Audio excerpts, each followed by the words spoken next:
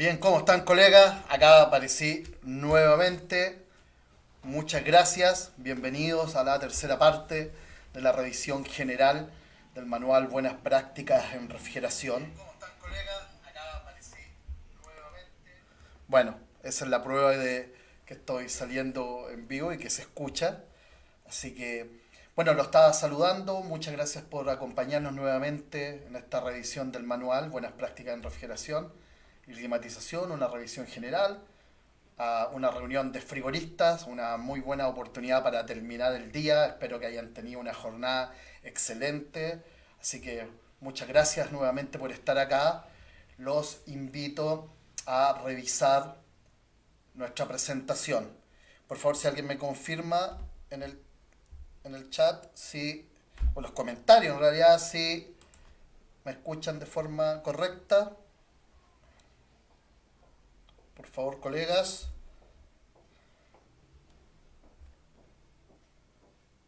Bien, creo que estamos bien. Muchas gracias. Bueno, Germán Fuentes por acá, ustedes ya me conocen, nuestra tercera entrega, nuestra tercera transmisión sobre este manual de buenas prácticas. Muchas gracias, Alexis. Nuestro manual de buenas o TechSecra, ya la revisión del manual, ahí donde estoy viendo el celular y la pantalla. Y muchas gracias, Germán Fuente, instructor de TechSecra. Bueno, nuevamente les comento que nos han preguntado en varias ocasiones cuándo vamos a comenzar con nuestros cursos online, ya entendiendo que el escenario sanitario nos impide realizar cursos presenciales por el momento. Así que el día lunes yo creo que les voy a estar entregando ya el calendario con nuestro primer curso online, técnicas de mantención en sistemas de refrigeración, un curso de 30 horas donde vamos a analizar aspectos generales relativos a principios de funcionamiento refrigerante. Bueno, ahí el lunes les voy a contar y les voy a confirmar las fechas. Así que para los colegas que han preguntado referente a los cursos, el lunes les voy a tener novedades. Así que muchas gracias y comenzamos entonces con nuestra revisión. Nuevamente enfatizo que todos los créditos del manual para la unidad ozono del Ministerio del Medio Ambiente, el Fondo Multilateral del Protocolo de Montreal, que es el que financia parte de las actividades de la unidad ozono, y a la agencia implementadora ONUDI, que es la Organización de las Naciones Unidas para el Desarrollo Industrial. Tu colega, tú, si todavía no tienes el manual, aquí está el link, lo puedes descargar para leerlo, ¿ya? Y además puedes encontrar en ese link material de difusión que es bastante interesante para poder complementar tus conocimientos de refrigeración sobre el tratado, el protocolo Montreal, ¿ya? El convenio internacional, la enmienda de Kigali, curso de buenas prácticas. Hay, como he comentado anteriormente, información que es muy interesante. Así que eso, nuevamente, Leonardo, Ismael, muchas gracias por estar acá y pasemos a revisar. ¿Se recuerdan en qué habíamos quedado la revisión anterior el día lunes? Estábamos hablando sobre las recomendaciones de diseño y la última parte que comentamos era referente al sobrecalentamiento y su enfriamiento. Recordamos que un sobrecalentamiento de diseño aceptable estaba entre los 20 y los 25 Kelvin. Había que verificar el máximo admitido por el compresor según su límite de aplicación.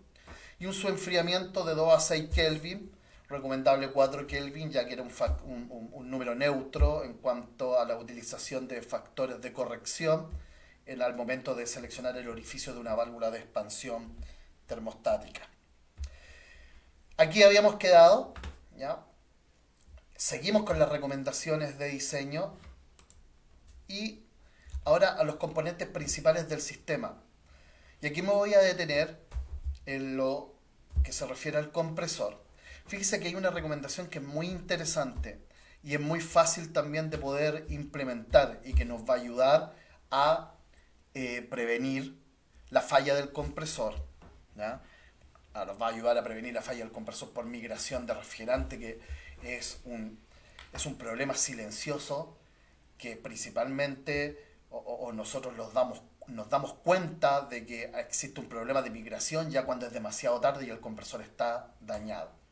Fíjense, esta recomendación de diseño ¿ya? Dice que al detener el compresor por algún dispositivo de seguridad, presostato de alta presión, diferencial de aceite, relé térmico, dependiendo de las características constructivas del compresor, es la cantidad de dispositivos de seguridad que nosotros podemos instalar. Para un compresor, por ejemplo, hermético alternativo, como un compresor Maneurup, podemos instalar un presostato de alta seguridad y un relé térmico. De forma típica, yo sé que a veces hay requisitos, por ejemplo, como un dispositivo que proteja el compresor por bajas de tensión o por desequilibrio de las tensiones, cuando es un compresor trifásico, ¿ya? O un dispositivo que nos pueda proteger un compresor scroll cuando existe una variación en las fases, ¿ya? Producto de que el compresor scroll tiene un solo sentido de rotación. Por eso nos vamos a la parte, a lo más básico: un compresor hermético es presostato de alta presión y un relé térmico o un guardamotor, por ejemplo, algo que lo proteja por sobrecarga eléctrica. Si es un compresor semi-hermético alternativo, ¿ya? Puede ser un presostato de alta presión, un relé térmico guardamotor, un presostato diferencial de aceite, el módulo de protección de altas temperaturas de devanado. Entonces existen una cantidad mayor de dispositivos de seguridad.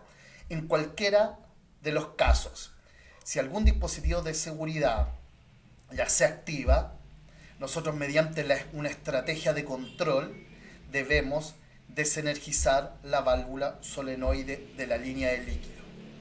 ¿Cuál es el sentido de esta recomendación de diseño?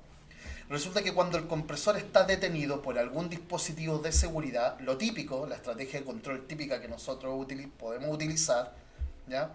Es que se detiene el compresor por el dispositivo de seguridad, pero no hay una relación entre la detención del compresor, ya no hay una comunicación entre la detención del compresor y el controlador de temperatura.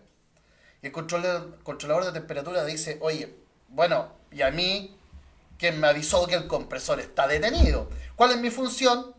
Desenergizar la válvula solenoide de la línea de líquido cuando haya alcanzado la cámara la temperatura, ¿ya?, de referencia, el set point o la consigna. ¿Ya? Entonces el controlador dice: bueno, y a mí nadie me avisó. Por lo cual, la temperatura está alta y voy a seguir energizando la solenoide de la línea de líquido. El compresor detenido por un X tiempo, entonces producto ya de algunas condiciones que incluyen la válvula solenoide abierta con el compresor detenido, el refrigerante del sector de alta presión se va a ir al sector de baja presión, ¿ya? ¿Qué es lo que pasa? Se ocurre la migración de refrigerante y nosotros la podemos observar cuando el compresor está detenido por algunos de estos dispositivos de seguridad y el nivel de aceite en el visor de aceite, ¿ya?, está alto. Incluso aparece el visor de aceite completo. Eso es producto de que el cárter del compresor está con refrigerante en estado líquido mezclado con el aceite, lo cual hizo que el aceite subiera, y es lo que nos da la sensación de que, o sea, no es lo que nos da la sensación, es lo que nosotros podemos observar como el visor de aceite totalmente completo. Ir a generar el rearme del dispositivo de seguridad que protegió el compresor, o sea, poner en funcionamiento nuevamente el compresor, siempre va a ser un riesgo. Y por ejemplo, voy a continuar, más adelante tengo una fotografía de un compresor hermético, un Maneurup, que se dañó por esta causa, por migración. El compresor Maneurup, un compresor hermético alternativo, tiene en el eje, en la parte inferior del eje, tiene un disco, el cual hace las veces, entre comillas, de bombas de aceite, o sea, levanta el aceite a los puntos donde necesita lubricación. Como el aceite está en el cárter mezclado con refrigerante y el compresor detenido, yo voy a ir a rearmar el circuito, supongamos que fue a través del presostato de alta presión, ¿ya? Entonces voy a rearmar el circuito, el compresor va a arrancar y voy a poder observar en el visor, que estaba lleno, cómo va a aparecer espuma, ¿ya? Esa espuma claramente tiene propiedades lubricantes mucho menores que el aceite puro, ¿ya? Y es lo que nosotros llamamos partida espumosa o partida inundada. ¿qué es lo que pasa? Cuando yo no veo el nivel de aceite en el visor de aceite, ¿ya? Cuando no veo el nivel de aceite en el visor de aceite, no tengo la certeza cuál es el nivel. Puede estar ligeramente superior a lo que yo puedo observar a través del visor o muy arriba. Por lo cual la recomendación es, cada vez que se dispare, ¿ya?, un dispositivo de seguridad y el circuito de control no disponga de la estrategia que acabamos de nombrar en cuanto a la recomendación de diseño, cada vez que ustedes encuentren esa situación, no rearmen inmediatamente el dispositivo de seguridad que tiene detenido el compresor. Lo que tienen que hacer es desenergizar la fuerza del compresor, porque el compresor no puede partir. ¿Ya? Van a cerrar la válvula de descarga, la válvula de aspiración del compresor, las válvulas de servicio, lo van a aislar y van a retirar ese refrigerante del cárter hasta que ustedes observen el nivel de aceite. Posteriormente, abren la válvula de descarga del compresor, la válvula de servicio, energizan el compresor y abren ligeramente y lentamente la válvula de aspiración del compresor. Si ustedes generan el reset, el rearme del circuito sin realizar ese procedimiento, como no observan cuál es el nivel, no saben cuál es el nivel producto de que el visor de aceite está totalmente lleno, corren el riesgo de que aceite con refrigerante en estado líquido y un mucho más rico en líquido, esa mezcla, vaya por todos los canales de lubricación y atasque al compresor. Entonces, ¿qué cantidad de refrigerante en estado líquido mezclado con aceite puede existir en el cárter del compresor? Va a depender de muchos factores. Por esa causa, y para minimizar ese efecto, es que también se recomienda, y ustedes pueden observar, la instalación en todos los casos de un calefactor de cárter, para mantener el aceite a una temperatura más alta que no favorezca la migración de refrigerante por diferencia de temperatura entre el evaporador y el compresor cuando el compresor está detenido. Entre paréntesis, la diferencia entre la migración de refrigerante y el retorno de líquido al compresor es que el retorno de líquido se genera cuando el compresor está funcionando y la migración de refrigerante se genera cuando el compresor está detenido. ¿Ya? En consecuencia, es una potencial falla del compresor a causa de algo que no podemos medir, porque nosotros no podemos medir, por ejemplo, sobrecalentamiento en la aspiración del compresor, que a través de esa medición podemos determinar si está retornando líquido al compresor o una condición de refrigerante cercana a la saturación. El compresor está detenido, por lo cual no podemos medir. El calefactor de cárter va a minimizar el efecto de migración de refrigerante. Es una recomendación para compresores tanto destinados a baja temperatura como la mantención de un producto congelado o compresores destinados a media temperatura, mantención de producto fresco, o incluso hay sistemas de aire acondicionado que vienen de fábrica con un calefactor de cárter. No lo desconecten y utilícenlo. Y ahí hay que destacar también, que el calefactor de cárter evidentemente tiene que tener una energización independiente al compresor, porque si el compresor se detiene, el calefactor de cárter no puede ser energizado a través de las mismas líneas que se energiza el compresor. Entonces, ¿cómo nosotros vamos a desenergizar la válvula solenoide de la línea de líquido cuando el compresor está detenido, producto de que se disparó, ¿ya?, o actuó un dispositivo de seguridad? Les dejo esa pregunta, voy a revisar los comentarios. Alexis, si se escucha, muchas gracias. Leonardo, todo bien. Ismael, colega, un gusto. Muchas gracias. Jesús García, fuerte y claro, muy bien. Carlos Rubio, saludos desde Peyúgue. Bien, Carlos. Muchas gracias, saludos para ustedes también. Juan Bustamante, hola, buenas tardes. Desde Curicó, empresa BTU presente. Buenas tardes, Juan, muchas gracias por asistir. Y aquí estamos, colegas. ¿Alguien entonces tiene alguna propuesta para desenergizar la solenoide de la línea de líquido cuando el compresor está detenido por algún dispositivo de seguridad? Ronald, ¿cómo estás? Muchas gracias nuevamente. Yo tengo dos soluciones. Una, digo que es elegante, y la otra, No es muy elegante, pero es una solución práctica. Emanuel, muchas gracias. Buenas tardes. Tengo un retardo entre mi señal y ustedes, por eso voy a esperar unos segundos si alguien en los comentarios me puede decir si tiene alguna idea o qué les parece lo que le estoy planteando. Tiene sentido, ¿cierto? Proteger al compresor a través de una estrategia de control que yo les dije que le iba a proponer dos soluciones, una práctica y otra elegante, pero la verdad que los costos asociados a cualquiera de las dos son totalmente despreciables comparado con las fallas de un compresor. ¿Alguna entonces propuesta de parte de ustedes?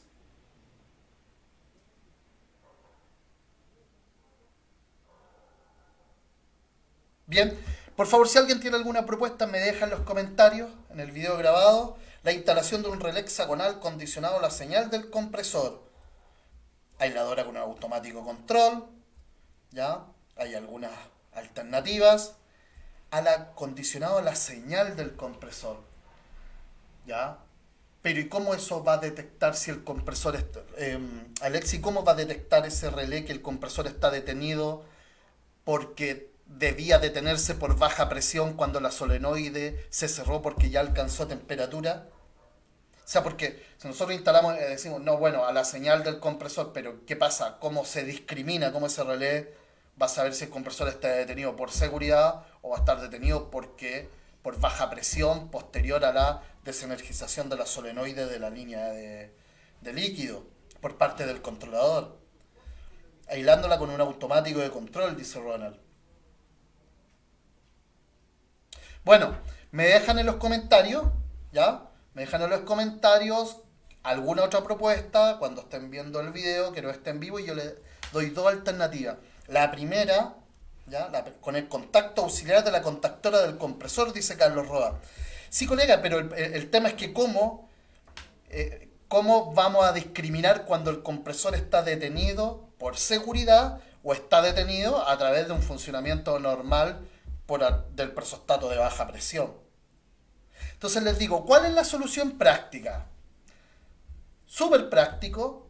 Van a instalar, vamos a ver, un circuito para un compresor alternativo Maneuro, presostato de alta seguridad y relé térmico.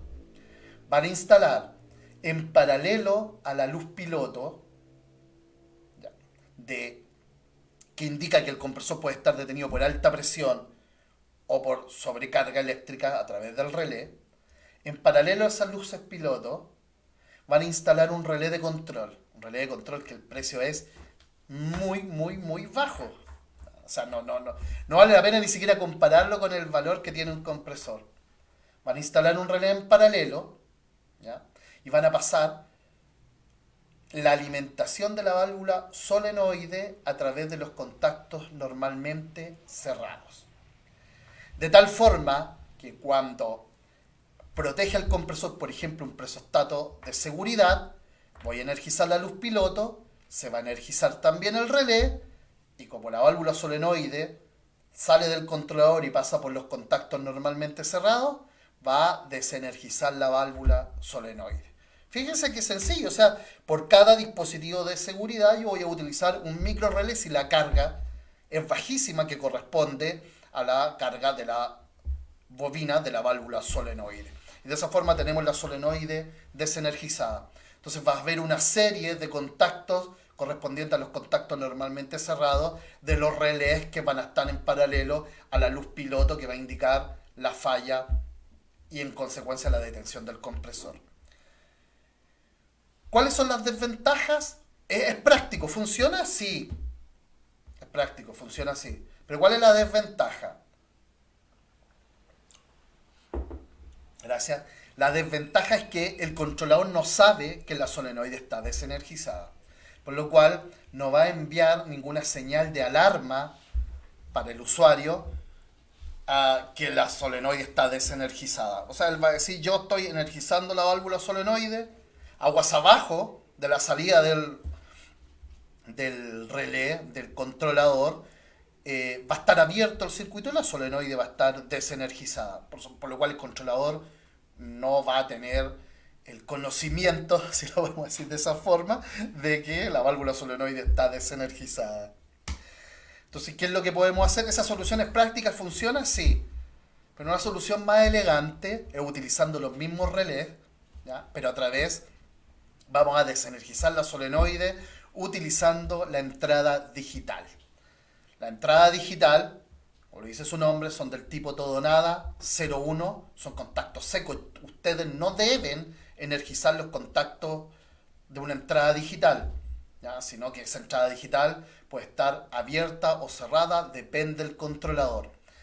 Entonces, utilizando los mismos relés, pero no a través de la alimentación de la válvula solenoide, sino que con los contactos del relé, entregando la señal al controlador a través de sus entradas digitales y posteriormente ajustes del controlador, le van a decir al controlador: hey, el compresor está detenido por un dispositivo de seguridad. Porque ahí el controlador no puede discriminar cuál es, sino que va a recibir una señal a través de su entrada digital. Y ustedes ajustan al controlador y le van a decir: cada vez que recibas una señal de tu entrada, en tu entrada digital, desenergiza la solenoide de la línea de líquido y además entrega una alarma. Todo esto va a depender de qué controlador estén utilizando. Algunas entradas digitales hay que cerrarlas, otras hay que abrirlas, pero el concepto es el mismo. Ustedes tienen el relé y van a utilizar los contactos que sean necesarios. Entonces, de esa forma, le avisan al controlador que el compresor está detenido porque se disparó, por ejemplo, el persostato de alta seguridad. El controlador va a enviar una alarma y va a desenergizar la solenoide de la línea de líquido. O sea, va a cumplir el mismo efecto, pero de esta forma es más elegante, porque ya, se fijan ahí, ya están utilizando las entradas digitales del controlador. El controlador ya envía una alarma que le va a indicar al usuario que algo está pasando, incluso a través del controlador. Con esa alarma podríamos saber que el compresor está detenido por algún dispositivo de seguridad. Por eso yo llamo que esa solución es elegante y la otra solución es práctica. Cualquiera de las dos va a cumplir con el objetivo de detener de desenergizar la válvula solenoide de la línea de líquido cuando el compresor esté detenido. ¿Qué les parece, colega? Voy a ver los comentarios. Perfecto. Feli, buenas. Alexis, sí, la señal. Y Enrique dice: recién puedo conectarme, profe, saludo. No, saludo a ti también, Enrique. Así que esa es la recomendación. Qué interesante. ¿Cuántos compresores, colega? ¿Cuántos compresores se pueden haber salvado en su momento con esta recomendación? Y calefactor de Carter, por favor. Algunos colegas dicen: no, esta es que una cámara de mantención de productos frescos no necesita calefactor de Carter. Todos los compresores necesitan un calefactor de Carter y energizados de forma independiente a la energización del compresor. En el caso, ojo, de los compresores Maneurup, el calefactor de Carter es del tipo PTC, significa coeficiente de temperatura positivo, por lo cual, a medida que aumenta la temperatura del aceite, aumenta también la resistencia de este calefactor, disminuyendo la corriente, y en consecuencia, estimados colegas, si disminuye la corriente, disminuye la potencia. ¿Qué les parecen estas recomendaciones? ¿Todo bien? Si hubieran seguido estas recomendaciones, no hubiese pasado esto.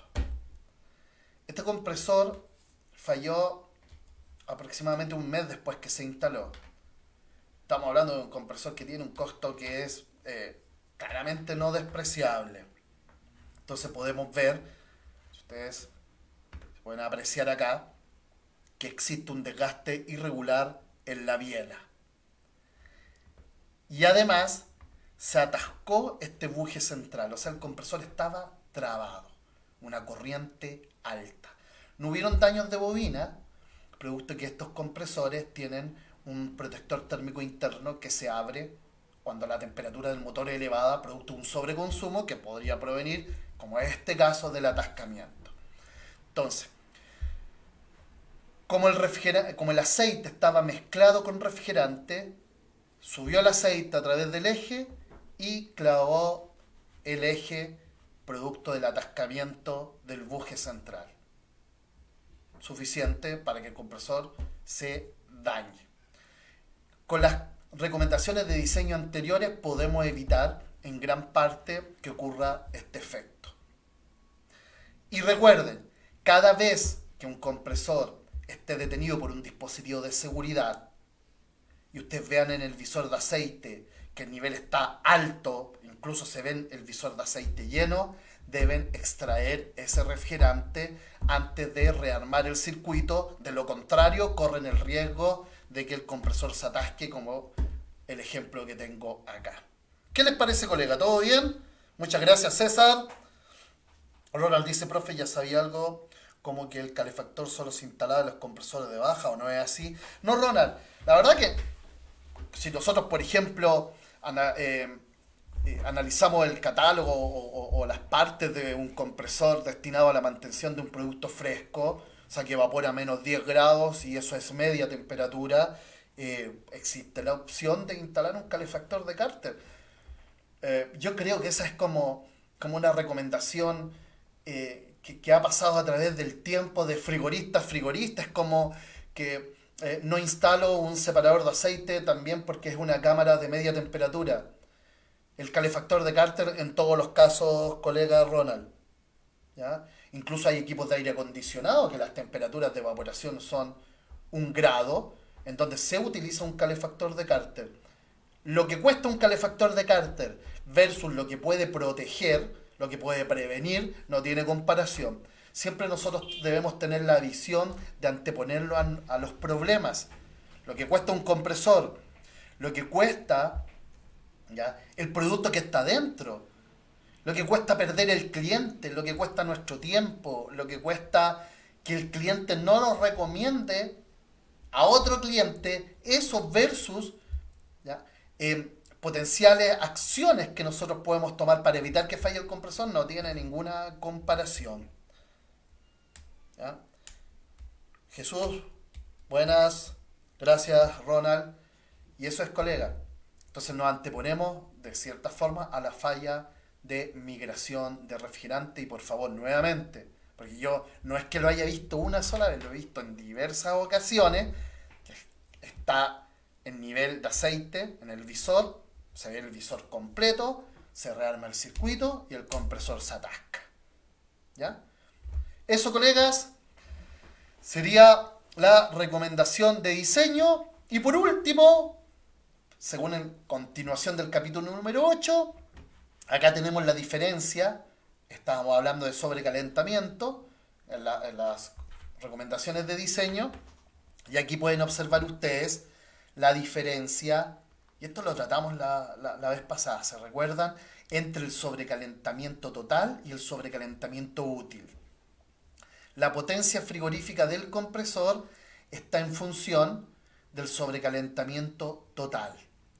Y la capacidad de refrigeración en el evaporador está en función del sobrecalentamiento útil, que en este caso lo caracterizan como sobrecalentamiento individual.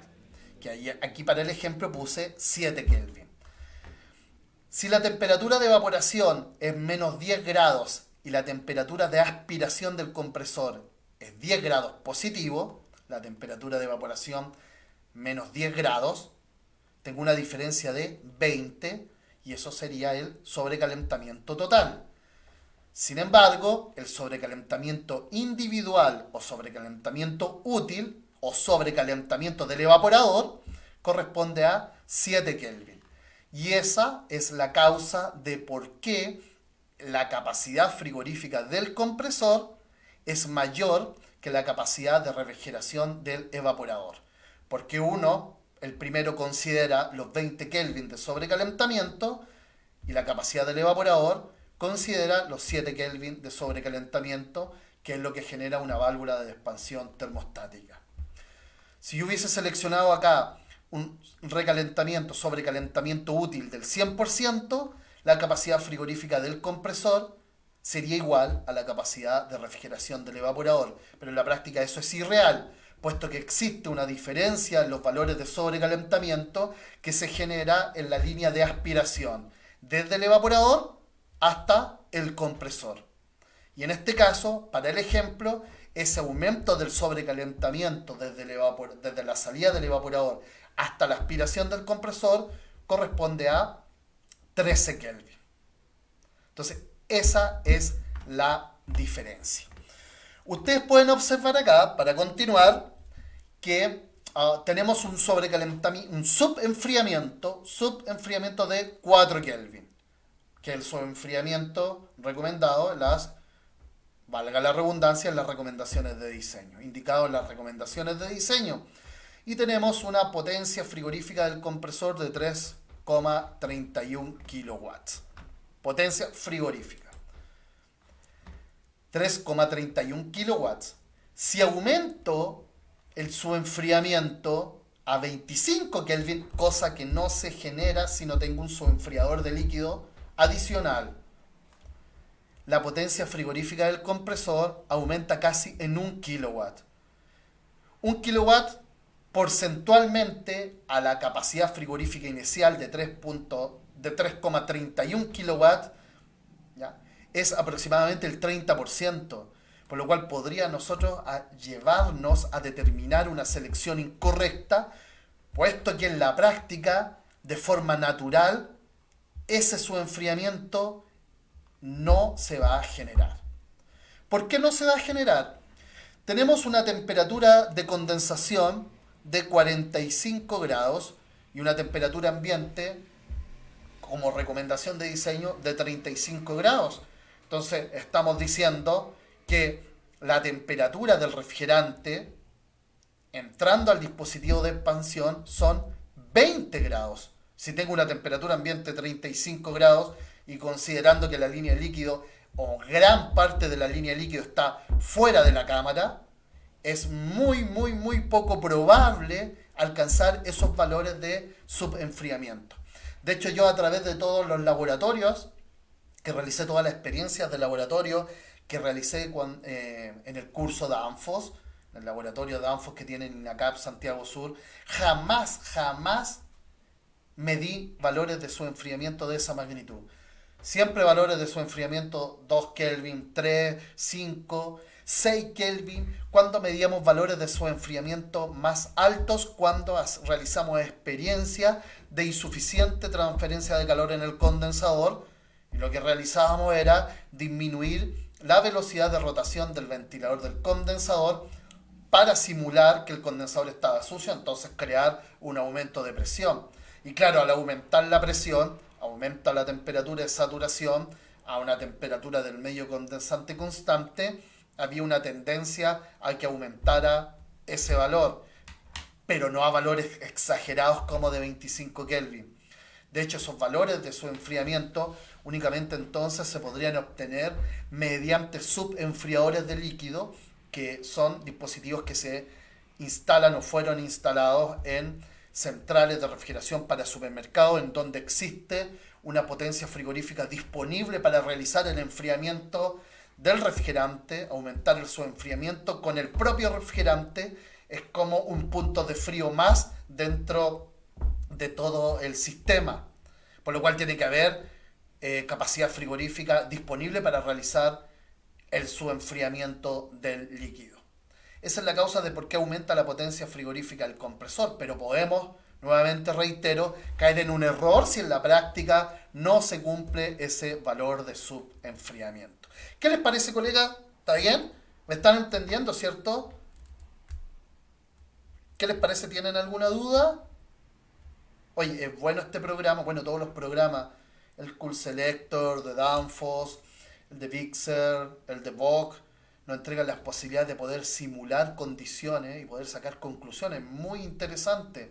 De hecho, ustedes pueden ver que ahí está el rendimiento del condensador. Entonces yo selecciono un condensador que tenga una capacidad frigorífica de 4,83 kilowatts con un delta T de 10, por ejemplo, y el delta T estaba en las recomendaciones de diseño. El consumo de corriente del compresor en esa condición específica de 45 grados de condensación y menos 10 de evaporación, 3,36 amperes.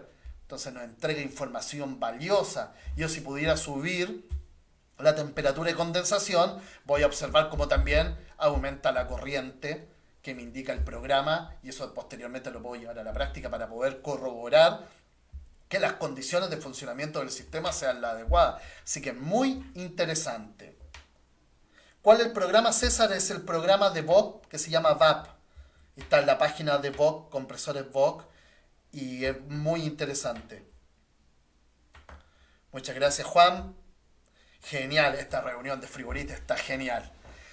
Bien, estimados, esas son las recomendaciones de diseño que yo encontré que eran bastante útiles discutir. Hay muchas más recomendaciones de diseño en el manual. Hay recomendaciones de diseño que están por componente, tendidos de tubería, etcétera, pero evidentemente que no podemos analizarlas todas. Fíjense que comenzamos y ya son las 8:10 minutos. El tiempo vuela, pero vamos a alcanzar a ver la presentación entera para el día viernes juntarnos en nuestra última reunión de revisión del manual Buenas Prácticas en Refrigeración. Dice recomendaciones de instalación, bueno, componentes de un sistema, cámara y salas de proceso. Hay recomendaciones de instalación, pero me voy a detener, muy importante, en las uniones no desmontables, ¿ya? Que vale decir las uniones que son soldadas. Primero, las tuberías de cobre y fitting de cobre deben ser soldadas con soldadura fuerte. Vale decir, soldadura que tenga una temperatura de fusión por sobre los 450 grados Celsius. Y eso corresponde a la soldadura de plata, por ejemplo, del 6 o de 15%. Si es necesario, se va a utilizar un fundente acorde al tipo de soldadura que están utilizando. Por ejemplo, no podemos utilizar fundente para soldadura de aluminio si estamos utilizando soldadura de plata al 15% en una unión cobre-cobre, por ejemplo. A pesar de que eso es un ejemplo para no utilizar fundente que no corresponde. Las uniones cobre-cobre no necesitan fundente, con la soldadura de plata adecuada es suficiente. Robinson dice, perdón, entre paréntesis, siempre se habla de condensación 45. ¿Esa sería la condensación en sus peores condiciones? ¿Temperatura ambiente elevada? Sí. O sea, si nosotros hablamos de una temperatura de condensación de 45 grados, es porque estamos considerando una diferencia de temperatura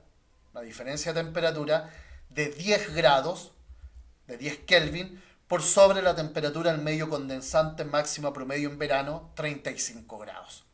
El sistema de refrigeración nosotros lo diseñamos para las condiciones de funcionamiento más desfavorables. Sin embargo, esas condiciones de funcionamiento más desfavorables se presentan en una fracción de tiempo, en un tiempo corto en el año, que corresponde básicamente a verano. El sistema se va a equilibrar, ¿ya?, de igual forma para temperatura ambiente menores. Ahora, cuando ese equilibrio se genera en una condición de funcionamiento desfavorable para el sistema, nosotros tenemos que involucrar dispositivos que nos lleven las condiciones de funcionamiento a algo adecuado, como son control de capacidad, por ejemplo, en el condensador. El control de capacidad más básico corresponde a la variación del caudal de aire que circula a través del condensador, y eso podría ser por intermedio de un presostato de alta control y desenergizando un ventilador del condensador, si este dispone dos. Rápidamente les voy a contar una pequeñita historia. Resulta que, y esto ocurre cuando hay presiones de funcionamiento menores, en invierno, con una selección de condensador que creo que no era la más favorable, un colega me decía que en invierno, una cámara de mantención de productos congelados, que ya la presión de funcionamiento es claramente menor que una mantención de productos frescos, el compresor se detenía por baja presión. ¿Ya? El compresor se detenía por baja presión. ¿Y por qué se detenía por baja presión? Porque el condensador estaba sobredimensionado. Temperaturas ambiente bajas, baja presión de condensación, baja presión de la línea de líquido, no alimentación correcta de la válvula de expansión termostática. De hecho, en la línea de líquido, en esa condición, ustedes pueden observar que burbujea el visor. pareciera que le falta refrigerante, pero no es falta de refrigerante, sino que es baja presión de líquido producto de un sobrecalentamiento, de un sobredimensionamiento del condensador. Entonces se detenía cuáles eran las correcciones que realizaban, cargaban con más refrigerante, evidentemente que inundaban el depósito de líquido, al inundar el depósito de líquido se inunda el condensador, restándole volumen de transferencia, incrementando la presión de condensación. El problema era que en verano tenían problemas de alta presión, le botaban refrigerante. En invierno le ponían refrigerante. Verano sacaban refrigerante, invierno le ponían refrigerante y así sucesivamente, hasta que determinaron que el problema era baja presión de condensación y eso se puede hacer de forma muy sencilla, por ejemplo, desconectando ventiladores del condensador y observando cuál es el efecto de la presión de la línea de líquido y presión de evaporación, o incluso generando una obstrucción parcial del condensador para poder observar el mismo efecto. Si la presión de condensación está baja, la presión de evaporación está baja, ven burbujeando el visor, ustedes limitan el caudal de aire a través del condensador, generando un incremento de presión de condensación y en consecuencia evaporación, y el visor de líquido se llena, es porque tienen problemas de baja presión de condensación. De esa forma lo pueden solucionar y hay que hacer control de capacidad del condensador. Hoy en día, profe, es fácil llegar a los 37 grados en verano y a veces más, claro. Por supuesto hay lugares en donde la temperatura del medio condensante aire es mucho mayor, por lo cual hay que tomar todas las precauciones al momento de seleccionar el condensador. Ahora, Juan, puede ser que un día al mes, en cierto periodo, existan 37 grados. Si ustedes seleccionan el condensador, y esto va a depender del tamaño de la unidad condensadora, con un delta menor, mi temor es que quede muy sobredimensionado en verano si tienen extremos de temperatura entre verano y invierno, por lo cual ahí hay que considerar un control de capacidad en el condensador, o de lo contrario podrías tener los problemas que he comentado. Bien, colega, muchas gracias por participar. Bienvenido a los colegas que llegaron hace un rato. Estaba yo conversando de cosas de frigorista, así que todo bien. Continuamos, les decía, uniones no desmontables, soldadura que tenga una temperatura de fusión sobre los 450. ¿Y qué vamos a hacer al momento de realizar la soldadura? Como mínimo, vamos a limpiar las piezas. La tolerancia entre las piezas a unir, o sea, entre una tubería, por ejemplo, y un fitting, vamos, por ejemplo, una curva, la tolerancia entre las piezas, 0,2 milímetros. Básicamente eso es para utilizar fitting calibrados, ¿ya? Cuando utilizan uniones rectas, a ver, si es un diámetro mayor, ¿hasta qué diámetro puedo yo hacer una unión recta, una expansión recta para hacer una unión? Hasta 5 octavos. Por ejemplo, con el expandidor recto corriente, yo sé que hay expandidores de tijera que llegan a diámetros mucho más elevados. En todos los casos, la tolerancia entre las piezas no debe ser superior a 0,2 milímetros. Porque si la tolerancia es mayor, por ejemplo, 0,5 milímetros, 1 milímetro, la tubería queda suelta, ¿ya? Queda suelta, y en esa tolerancia no es favorable para la penetración de soldadura por capilaridad, ¿ya? Cada vez que realizamos una soldadura, vamos a utilizar flujo de nitrógeno interno para evitar la oxidación del cobre. Ustedes saben que el cobre a altas temperaturas se oxida y genera esa cascarilla negra y eso contamina el aceite y en consecuencia puede generar problemas tanto al compresor por contaminación de aceite o alguna obstrucción en un filtro. Vamos a utilizar fundente según necesidad y al final, si utilizamos fundente, este debe ser limpiado. Vamos a utilizar escobillas metálicas o en su defecto, algunos utilizan agua caliente para poder limpiar los residuos de fundente. Hay distintos tipos de fundentes. Hay fundentes que se comercializan bajo la ventaja de que no son corrosivos posteriormente del proceso de soldadura. Hay algunos fundentes que son corrosivos y de hecho ustedes se pueden dar cuenta cuando lo utilizan, es que al tiempo después, y no mucho tiempo, ya está verde y eso es por efecto de corrosión, por lo cual debe ser limpiado. Buenas tardes, Wilson. En, en el caso de cualquier unión, ¿ya? La pieza interior debe penetrar como mínimo una longitud equivalente al 100% de su diámetro exterior. ¿Qué significa esto? Que si yo estoy haciendo una expansión recta, por ejemplo, ¿ya? Eh, en una tubería de 5 octavos, ¿ya? 5 octavos tiene aproximadamente 16 milímetros de diámetro exterior. Por lo cual, la expansión, ¿ya? Debe tener una longitud de 16 milímetros. Por lo cual, una pieza se va a insertar en la otra con una longitud igual que su diámetro, o sea, 16 milímetros. Y posteriormente, cuando realizamos el proceso de soldadura, la tolerancia entre ambas piezas, que no debe ser mayor a 0,2 milímetros, debe quedar completamente utilizada, ocupada con el material de aporte. Vale decir, el manto de la tolerancia completamente con soldadura. Entonces imagínense, eso tiene una posibilidad muy baja posteriormente de fugar. Porque todo el espacio fue utilizado con soldadura y no corresponde únicamente a una soldadura que penetró unos cuantos milímetros ya visualmente. Muchas uniones se ven muy estéticamente, se ven geniales.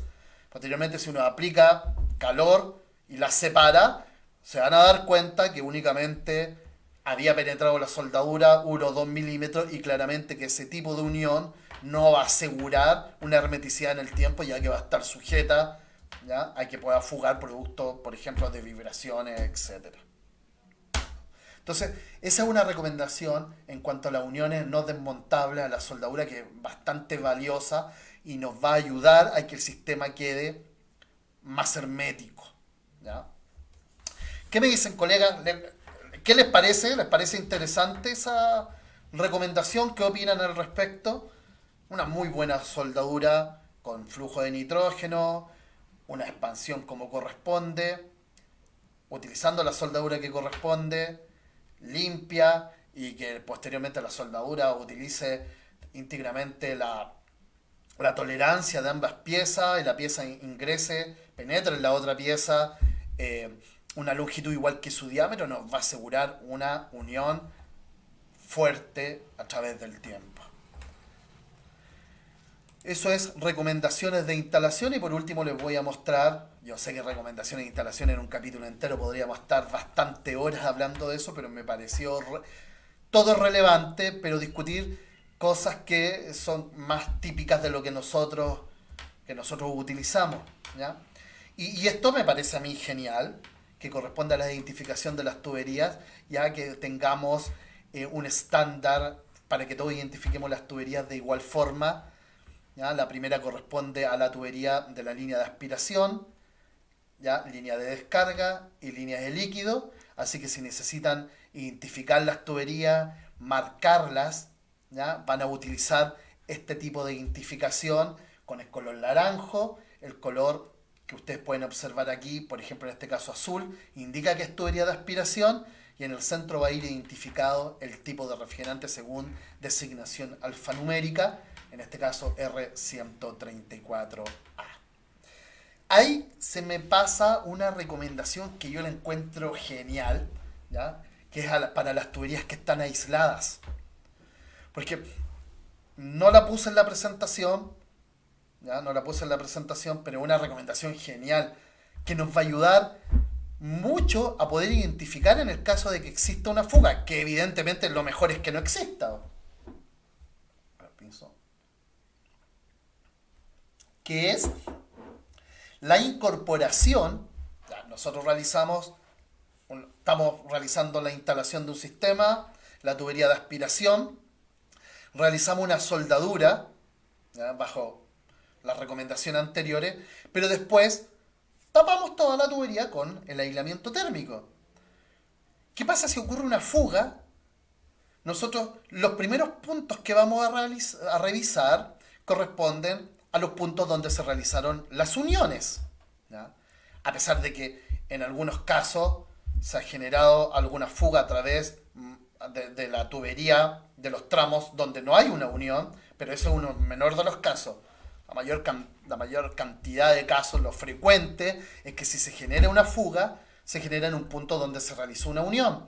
Y en un tramo recto, al estar aislado térmicamente, ¿ya? Con el aislamiento térmico adecuado, yo no sé dónde están las uniones.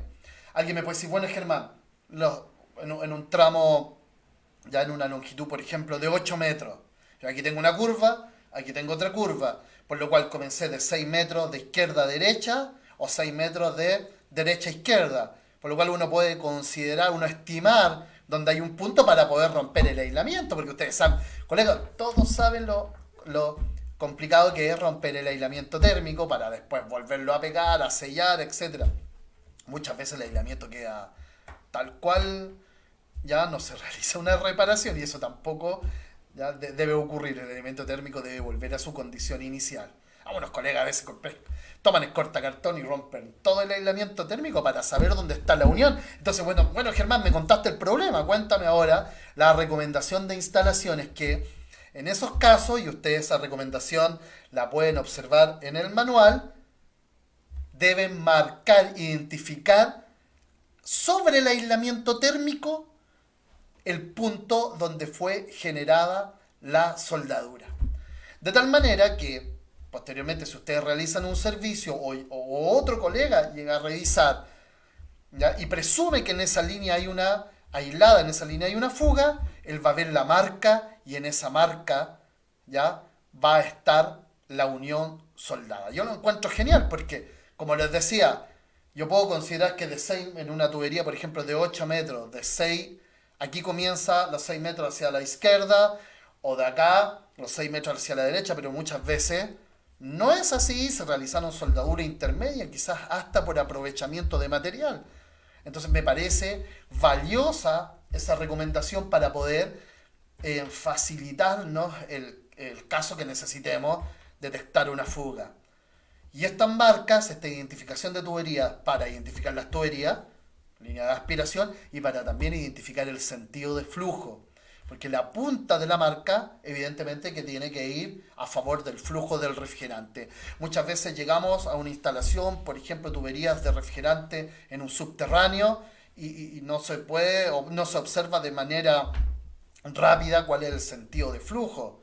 En cambio, sí, con esta identificación de tubería podemos decir, el sentido de flujo es hacia allá está la central, por ejemplo, en la unidad o la unidad condensadora. Así que yo encuentro genial las recomendaciones de identificación de tuberías y de identificación donde se realizó una unión sobre el aislamiento térmico para poder identificar cuál es el punto y de esa forma facilitarnos la vida y no romper el aislamiento térmico en puntos donde no corresponde y ir a revisar esa unión en específico. Cuéntenme, colegas, ¿qué les pareció esas recomendaciones de instalación? Prácticas, ¿cierto? Súper prácticas. Perfecto. Bienvenidos a los colegas que llegaron nuevamente. Genial. Otra recomendación de instalación que dice la disposición de los dispositivos de seguridad limitadores de presión. No debe existir válvula de corte entre el compresor y el dispositivo de seguridad. Y mucho ojo con esto, yo lo marqué. No conecten el presostato de alta seguridad en la toma de presión que está subordinada al vástago en las válvulas de servicio. ¿Por qué? Porque puede ser que por error el vástago totalmente afuera y van a cerrar esa toma de presión. Por lo cual el compresor va a quedar desprotegido. ¿Ya? Desprotegido. Si ustedes instalan el presostato de alta seguridad, por ejemplo, en el depósito de líquido, si alguien por error cierra las válvulas, la válvula de servicio de descarga del compresor, no hay nadie que detenga el compresor por alta presión, porque el presostato va a estar en un punto aguas arriba de la descarga, no va a detener al compresor. Y el compresor se puede dañar. Por eso es recomendable siempre que no exista nada entre el dispositivo que está protegiendo el presostato de alta seguridad, y esto corresponde al compresor, por lo cual lo vamos a instalar de forma directa al compresor. En ese caso que exista un error y por ejemplo cerremos la válvula de servicio de descarga, el presostato sí va a detener al compresor por alta presión porque va a estar directo. Entonces también esa es una recomendación importante que es fácil de realizar y que nos puede ahorrar algún tipo de problemas, ¿ya? Entonces cuéntenme qué les pareció, colegas. Siempre entonces los dispositivos de seguridad con ninguna válvula de servicio entre el compresor y el presostato de alta seguridad para este ejemplo.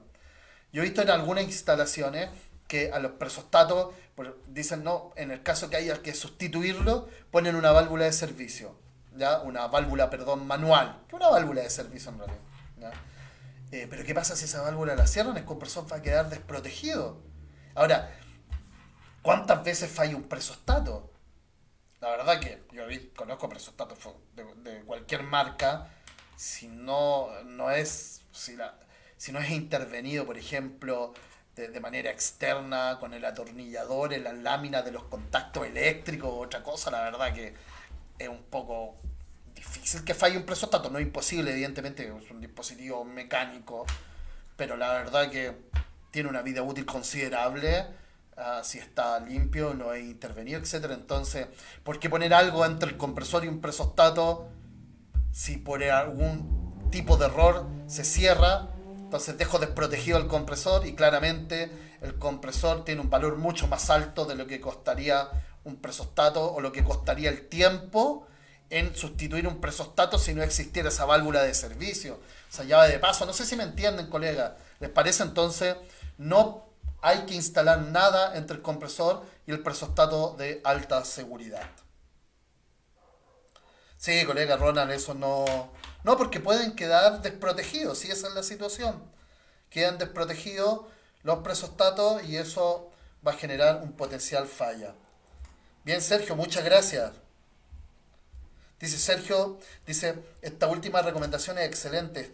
Estoy en una unidad que tiene los dispositivos mal instalados. Bueno, hay algunas unidades, incluso unidades condensadoras que de serie, de fábrica, viene con el presostato de alta seguridad en el depósito de líquido y eso no está bien. Bien, colegas, pasamos a acciones previas a la puesta en marcha, capítulo número 10. Sería prueba de... A ver, realicé una instalación. Genial, soldadura, recomendaciones de instalación, todo genial. Bueno, ahora tengo que hacer la puesta en marcha porque debe funcionar. Número 1, realizo la prueba de resistencia a la presión. ¿Qué valores de presión? Recuerden, en función de la presión máxima admitida y en función del tipo de refrigerante. Realizo la prueba de resistencia a la presión.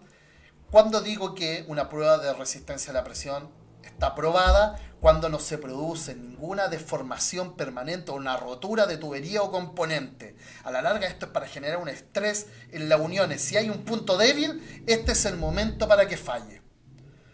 Posteriormente, bajo la presión, recuerden, colegas, entre paréntesis, ya aparecen las acciones previas a la puesta en marcha, solamente es aceptado el uso de un gas seco inerte, que para nosotros es el nitrógeno. No se puede utilizar oxígeno, evidentemente es muy peligroso porque disminuye las temperaturas ya de autoignición de los combustibles. No se puede utilizar aire comprimido porque va a contaminar el sistema. No se puede usar refrigerante porque el refrigerante no va a alcanzar las presiones de prueba y además es una mala práctica producto que este refrigerante posteriormente lo van a liberar a la atmósfera y ya sabemos que si tiene cloro en la molécula va a dañar la capa de ozono y aporta al calentamiento global. Si no tiene cloro, un HFC va a aportar al calentamiento global incluso más que, en este caso por ejemplo el 507, mucho más que el mismo R22. Por lo cual utilizamos oxígeno. No se pongan creativos en este punto. Perdón, oxígeno, nitrógeno. Nitrógeno. Vamos a usar nitrógeno. ¿Ya? El nitrógeno y lo vamos a utilizar con un manómetro reductor de presión. también es muy peligroso. Un cilindro de nitrógeno recién cargado tiene una presión muy alta, por sobre incluso los 2000 psi. Por lo cual voy a utilizar un manómetro reductor de presión. ¿Por qué? Número uno, porque quiero cuidarme a mí, ¿ya? Al que está realizando el procedimiento. Si yo lo conecto directo, como la presión es muy elevada, puede, ¿ya?, dañarse, por ejemplo, la manguera que ustedes tienen conectada al sistema. Y con la presión elevada va a comenzar a moverse y puede, ¿ya?, generar un daño ocular, más aún si no están utilizando algunas gafas de seguridad. Por lo cual, utilizamos nitrógeno con un manómetro reductor de presión, ¿ya? Realizamos la prueba de resistencia a la presión. Disminuimos posteriormente la presión al valor de presión que le corresponde al tipo de refrigerante que estamos utilizando para realizar la típica prueba de hermeticidad, ¿ya? La prueba que generalmente se realiza. Mínimo debe estar 12 horas. Ahora, existen empresas que dentro de sus especificaciones técnicas para la instalación piden 24 horas, ¿ya? Más tiempo o una cantidad de tiempo que es superior a las 12 horas, entonces hay que seguir esas indicaciones para que nos puedan aprobar la instalación. Cuando ya tenemos la prueba de hermeticidad y no disminuyó la presión, ¿ya?, o sea, se mantuvo, vamos a realizar el procedimiento de vacío. Y el procedimiento de vacío utilizando una bomba de vacío. No es no es recomendable, no es aceptable en realidad. Esa es la situación, no es aceptable el uso de un compresor. Ya no es aceptable el uso del compresor. Deme un segundito, por favor, perdón.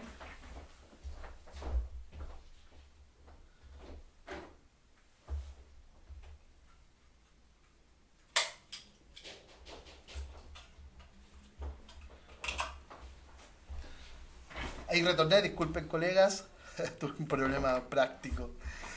Entonces, les decía, en el vacío no es aceptable el uso de un compresor, ¿ya? Yo no puedo hacer vacío con un compresor, voy a utilizar una bomba de vacío y voy a utilizar un vacuómetro. Y para quebrar vacío en el procedimiento voy a utilizar también nitrógeno seco, ¿ya? Cuando el procedimiento de vacío es exitoso, cuando alcanzamos el nivel de vacío requerido en función de las características del aceite, por ejemplo, 250, 300 micrones o el requerimiento que nos especifique la empresa en donde estamos desarrollando el trabajo. Alcanzamos ese nivel. Con la bomba detenida, la lectura del vacuómetro no debe variar. ¿Qué pasa si la lectura del vacuómetro varía? Varía, o sea, perdemos vacío, para decirlo de forma sencilla, y no se detiene, no se equilibra. Es porque tenemos una fuga. Ahora, con el procedimiento de resistencia a la presión y de hermeticidad, la verdad, si aprobó estas dos pruebas del sistema, va a ser muy difícil que todavía exista una fuga, porque si pasa eso es porque no se identificó anteriormente. Si perdemos vacío, pero la lectura del vacuómetro se estabiliza, significa que aún hay humedad. Debemos quebrar con nitrógeno el vacío y continuar realizando vacío con nuestra bomba de vacío en lo posible para esos niveles de vacío, una bomba de vacío en doble etapa. ¿Ya? Si la lectura del vacuómetro es constante, por ejemplo, alcanzamos 300 micrones y es constante, significa dos cosas: que el sistema está totalmente deshidratado y además está hermético. Algunos colegas dicen, no, voy a buscar fuga en el sistema, le voy a hacer vacío. El vacío por sí solo no es una prueba efectiva para la detección de fuga. Porque si pierdes vacío, ¿cómo vas a identificar el punto donde está la fuga? Claramente no puedo utilizar una solución jabonosa para identificar una fuga cuando el sistema está en vacío, porque la presión va a ser menor que la presión atmosférica, por lo cual el agua va a ingresar inmediatamente al sistema. Por... Sergio Godoy dice, sí, es bueno aplicar la técnica del triple vacío, por supuesto. A pesar de, Sergio, que esto no es un triple vacío, el triple vacío está recomendado cuando ingresó agua al sistema. Por ejemplo, en un chiller se rompió el evaporador e ingresó agua al sistema. Sin embargo, lo puedes utilizar siempre, en realidad, pero la utilización de forma crítica es cuando entra agua al sistema. En este caso, rompemos vacío con nitrógeno una vez, ¿ya? Es suficiente. Pero la técnica del triple vacío sí o solo sí se debe utilizar cuando ingresa agua al sistema, como en el caso, como comentado, del evaporador de un chiller, por ejemplo, de un enfriador de agua. Entonces, en resumen, el vacuómetro, la lectura del vacuómetro estable, ¿ya? El sistema está deshidratado y está hermético, está genial, un excelente trabajo, aprobó todas las pruebas antes de realizar la carga de refrigerante. Cuéntenme, colega, ¿qué les pareció? Gabriel dice, profe, algunos técnicos dicen que el nitrógeno no debe variar con la temperatura, pero en una instalación que hice tuve variación de presión en la mañana y en la tarde volvió a la normalidad. Claro que sí, colega, claro que sí. Y en la tarde volvió a la normalidad. La presión, debo pensar que el mito no es tan cierto. Bueno, todos los gases confinados en un volumen constante, que en el caso del nitrógeno, ¿ya? En el caso del nitrógeno, dentro del sistema de refrigeración que está cerrado, es un gas en un volumen constante. Y este es afecto a las variaciones de temperatura. Yo creo que es una situación bastante interesante, Gabriel, de poder tocar en algún momento, en alguna presentación, y es relativo a cuánto debe variar. Por ahí yo he visto algunos instrumentos, si me parece que son los textos, que vienen en el momento de realizar vacío con una compensación, no de realizar vacío, perdón, de presurización, viene una opción de compensación de las variaciones de presión en función de la temperatura ambiente. Y evidentemente es así. Ahora, eso ya no significa claramente, Alexis, sí, claro. Ahora, eso no significa que yo presuricé, por ejemplo, a 380 psi y al otro día existan 200 psi y yo diga no, porque la temperatura bajó. La variación de presión del nitrógeno es más baja que el ejemplo que le acabo de dar. Tampoco hay que autoengañarse. Los valores exactos de variación de presión por cada grado de temperatura que varía, la verdad que no los recuerdo, pero como les digo, sería interesante realizar una presentación. Y en resumen, sí varía, es un gas confinado en un volumen constante. La magnitud de la variación también no es tan significativa como que varíe de un día para otro 100 psi, eso es porque existe una fuga, cuidado, no hay que engañarse.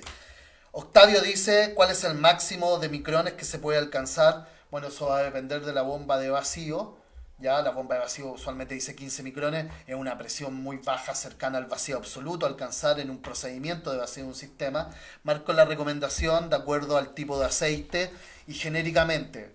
A ver, ¿cuál es la recomendación exacta, cierto, Octavio? Es que sigan las recomendaciones del fabricante, primero por el alcance del manual, lo segundo, entre 250 a 300 micrones.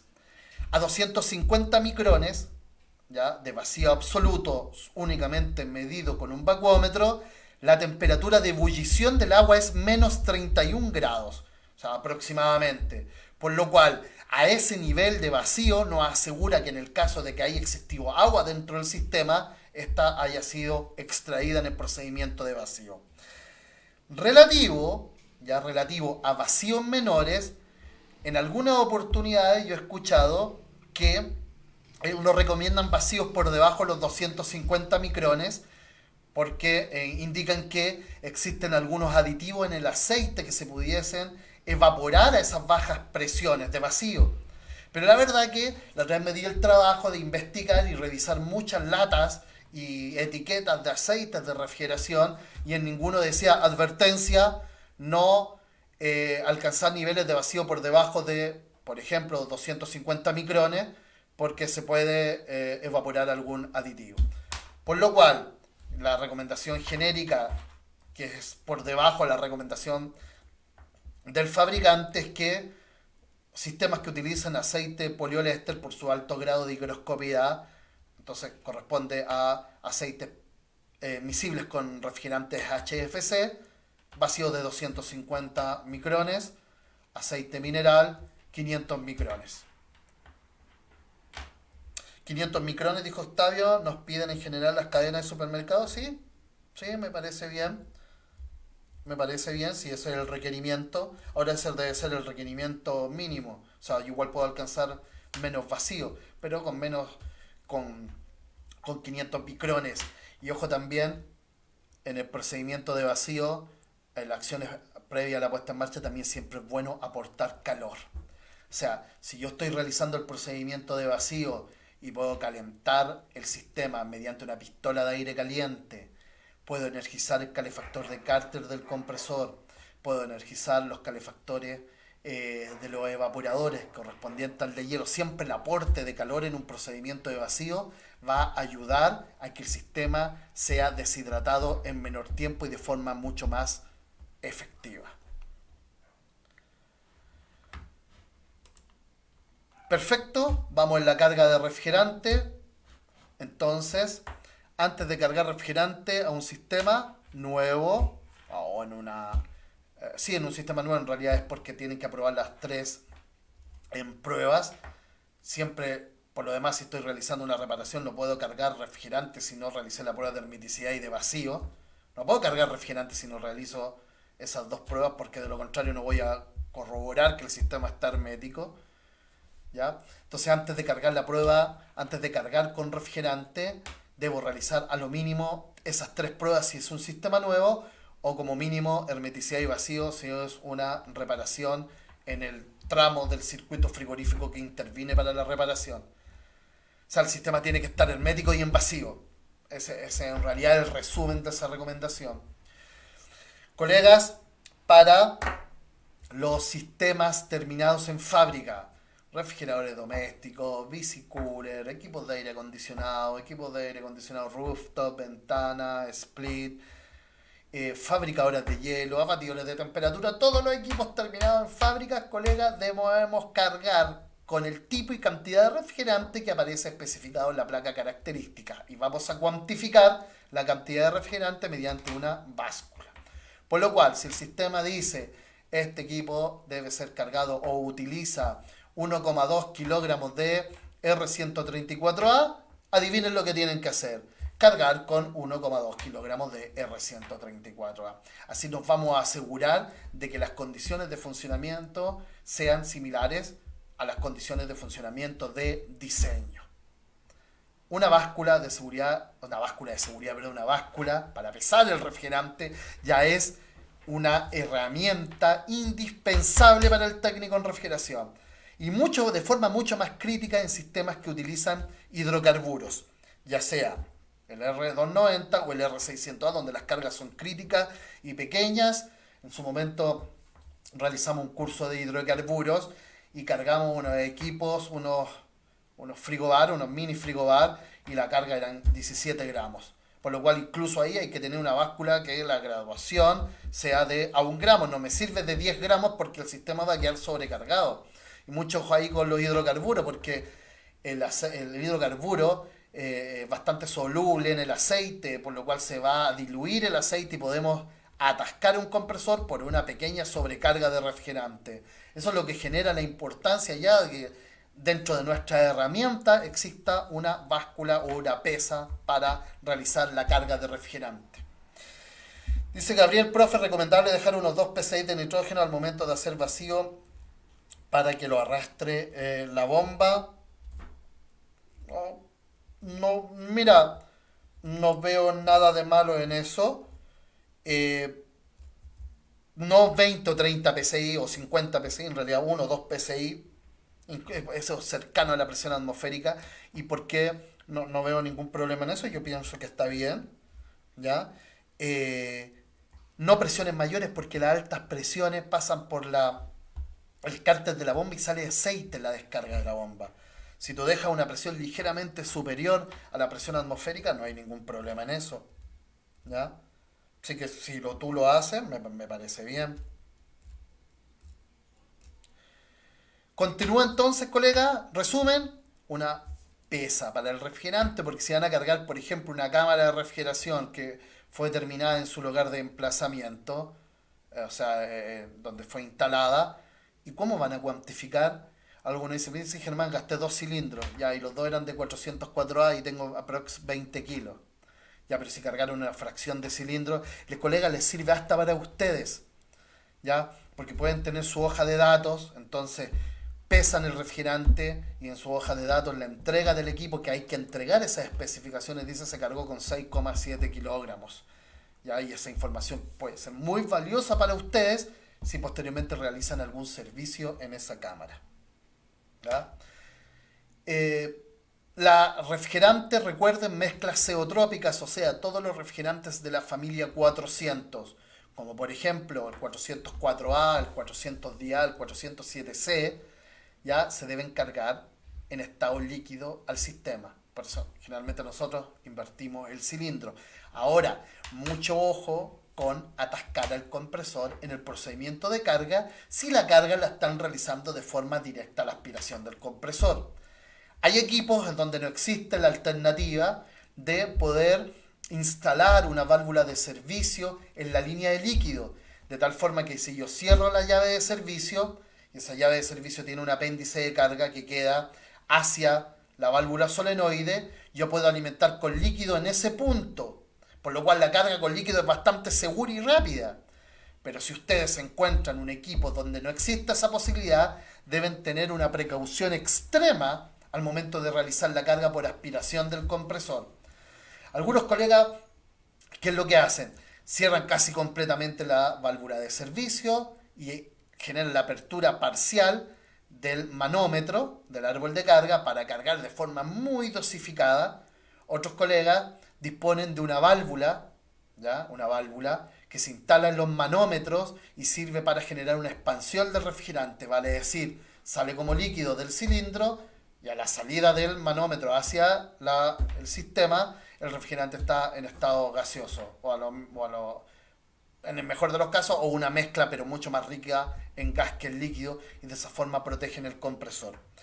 Mucho ojo entonces con las cargas de refrigerante con mezclas ceotrópicas, realizarlas con mucho cuidado. Lo peor que nos podría pasar, colega, es generar el atascamiento del compresor cuando estamos realizando la carga de refrigerante. Y por último, según nuestras posibilidades, ¿ya? Digo por nuestra posibilidad en cuanto a la disposición comercial que existan de refrigerantes certificados, ¿ya? Bajo alguna normativa, como por ejemplo la ARI 700. La ARI 700 es una normativa que indica diferentes pruebas que se deben realizar en los refrigerantes para poder decir que ese refrigerante tiene un alto grado de pureza. Lamentablemente, el refrigerante que ingresa al país, muchos no tienen certificación de calidad. Algunos dicen hizo algo, pero eso corresponde a la certificación del proceso productivo, pero no de calidad. Entonces, si nosotros tenemos la oportunidad de comprar un refrigerante que tenga una certificación de calidad, yo les recomiendo que realicen esa opción, que seleccionen esa opción, puesto que un refrigerante con un alto grado de pureza va a favorecer el funcionamiento adecuado del sistema, va a ser eficiente desde el punto de vista energético y también nos va a entregar a nosotros la posibilidad de realizar una evaluación de las condiciones de funcionamiento, un diagnóstico certero, puesto que si el refrigerante tiene un alto grado de pureza, las condiciones, por ejemplo, la relación presión-temperatura, es la que corresponde. Si es un refrigerante que está contaminado o mezclado, la relación presión-temperatura no es la que corresponde, por lo cual podemos tomar alguna decisión en base a una información incorrecta. Esas son las recomendaciones, colega, para cargas de refrigerante. Y nuevamente me excedí, colegas, casi 1 hora y media. Bueno, pero bueno, estaba entretenido. ¿Qué les parece, colega, a ustedes? ¿Ya? ¿Qué me dicen? ¿Les gustó la transmisión del día de hoy? Cuénteme para los colegas que vean esto posteriormente en video grabado. También déjenme sus comentarios. Si tienen alguna duda, los puedo ayudar. No hay ningún problema en eso. ¿Ya? Fue genial. Esta reunión se pasó nuevamente el tiempo volando. Y nos queda la última reunión, la última transmisión de Frigorista, revisión del manual Buenas Prácticas en Refrigeración y Climatización. Así que voy a esperar si alguien tiene alguna duda para cerrar la transmisión del día de hoy. Me dicen, colegas, ¿qué les pareció? Cuéntenme. Buenas recomendaciones. Buenas recomendaciones. Si nosotros seguimos las recomendaciones, realizamos el trabajo de esa forma, la verdad que vamos a minimizar la potencial falla del sistema. Y ustedes saben que cuando falla el sistema, más que el falla del sistema, es un problema para nosotros. Entonces no nos engañemos, tratemos de hacer las cosas como corresponden y eso va a ser un beneficio para todos, incluyéndonos nosotros mismos que realizamos el trabajo. Sergio dice, el R600A se carga en estado líquido o se puede cargar en gas. Sergio, el R600A, el isobutano, puede ser cargado como líquido o gas al sistema.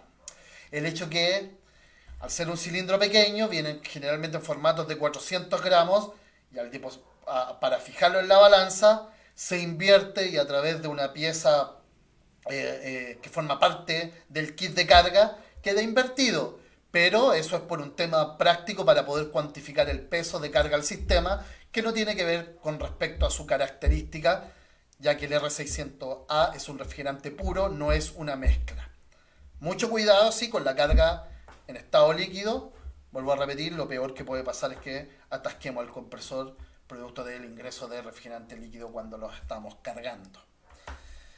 Ya, eso sería Sergio Gatica, Sergio Godoy, muchas gracias Sergio, a ti. Alexis dice, profe, ¿podría dar una capacitación de amoníaco?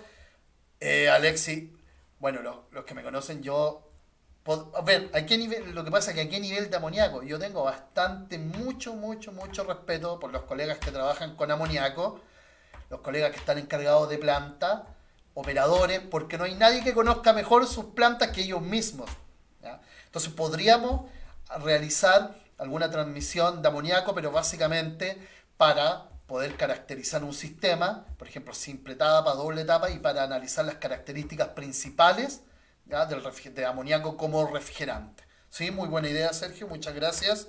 Alexis, perdón. Ronald dice, se agradece, profe. Muchas gracias, Ronald. No, muchas gracias a ustedes por participar. José Poblete, muchas gracias. Magno, excelente, muchas gracias también, Magno. Sergio, no, muchas gracias a ustedes por acompañarme en esta hora y media, en esta transmisión. Y nos vemos en la tercera parte, y que en realidad no es tercera parte, sería la cuarta parte y final de la revisión de este manual. Sí, el viernes 16, sí, en eso estoy correcto. Y nos vemos bueno, comenzamos a las 19:30, teóricamente hasta las 20:30, pero esa teoría parece que no se cumple y bueno, estamos terminando cercano a las 9, pero yo lo encuentro genial. Nuevamente, muchas gracias, estimados colegas, y nos vemos el día viernes. Saludos, colegas, que tengan mañana una excelente jornada y descansen.